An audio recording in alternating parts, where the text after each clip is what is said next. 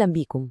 بصوا، أي موتور كهربائي اللي هو يعني قلب أي مكنة في الدنيا ليه عدو خفي وممكن يكون قاتل، وهو الحرارة الزيادة.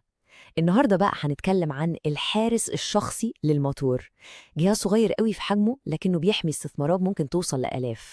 خلينا كده نبدأ بسؤال مباشر وبسيط. يا ترى إيه اللي بيحمي ملفات الموتور اللي هي حرفياً روحه من إنها تسخن زيادة عن اللزوم وتتحرق؟ الإجابة هي بطل شرحنا النهاردة. طيب ندخل في الموضوع على طول. تشغيل المواتير ده مش لعبة، وأي غلطة بسيطة ممكن تكلف كتير قوي.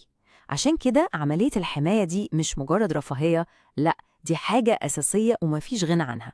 الجهاز ده اسمه الأوفرلود ريلي، أو زي ما بنقول عليه في السوق الأوفرلود.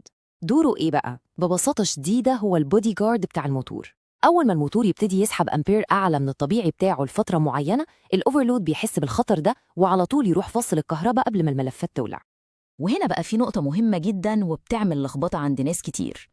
إيه الفرق بين الأوفرلود والقاطع الكهربائي؟ الحقيقة الفرق كبير. تخيل إن الأوفرلود ده حارس سباق الماراثون، هو بتاع النفس الطويل، بيراقب الحمل الزايد اللي بيجي بالتدريج ومع الوقت. أما القاطع فده حارس سباق 100 متر عدو، بيتدخل في لحظة أول ما يحصل خطر مفاجئ زي الشورت سيركت، يعني واحد للحماية البطيئة والتاني للحماية الفورية. تمام، عرفنا وظيفته. طب إزاي بقى البطل الصغير ده بيشتغل بالظبط؟ تعالوا نشوف مع بعض خطوة بخطوة إيه اللي بيحصل جوه لما الموتور يكون في خطر. بصوا، التسلسل منطقي وبسيط جدا. أول حاجة، الموتور بيسحب أمبير زيادة عن الطبيعي. تاني حاجة، الجزء الحراري اللي جوه الأوفرلود نفسه بيبدأ يسخن نتيجة للأمبير الزيادة ده. تالت حاجة، لما الحرارة دي توصل لدرجة معينة بتروح فاتحة دايرة الكنترول. وأخيراً، كنتيجة لفتح دايرة الكنترول، الكونتاكتور بيفصل وبالتالي بيقطع الكهرباء الرئيسية عن الموتور، وكده يكون أنقذه.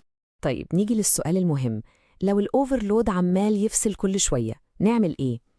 هنا بقى لازم نغير طريقة تفكيرنا تماماً.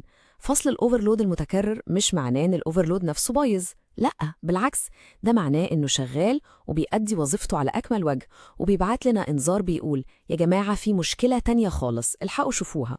ودي بقى أشهر الأسباب اللي بتخليه يفصل.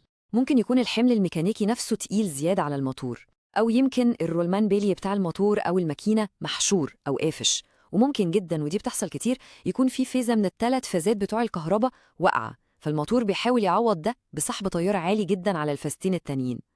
أو يمكن يكون السبب بسيط، زي إن مؤشر الأمبير على الأوفرلود نفسه مش مظبوط، أو حتى تهوية الموتور مش كويسة فبيسخن بسرعة. ودلوقتي وصلنا لأهم معلومة، الزتونة بتاعت الموضوع كله، المعلومة الذهبية اللي فعلا بتفرق بين الفني اللي فاهم واللي حافظ. السؤال هنا هو، لو الأوفرلود بيفصل مرة واتنين وتلاتة، هل ده معناه إن العطل عطل كهرباء؟ المنطق الأول بيقول طبعا، ما هو جهاز كهرباء اللي فصل.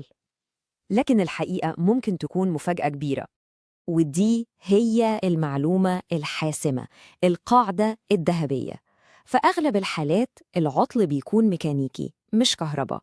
الأوفرلود صحيح جهاز كهربائي، لكنه بيصرخ وبينبهنا لوجود مشكلة ميكانيكية في الماكينة اللي الموتور بيشغلها.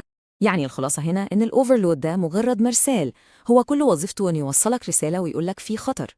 الغلطة اللي الكل بيقع فيها هي لوم المرسال نفسه. الصح إننا نحقق في الرسالة اللي هو جايبها وندور على سبب المشكلة الحقيقي. عشان كده المرة الجاية لما نلاقي اوفرلود فصل، التفتيش والتحقيق هيبدأ منين؟ من دايرة الكهرباء ولوحة الكنترول، ولا من الماكينة نفسها والحمل الميكانيكي؟ الإجابة على السؤال ده هي اللي هتغير طريقة تعاملنا مع الأعطال دي تماماً.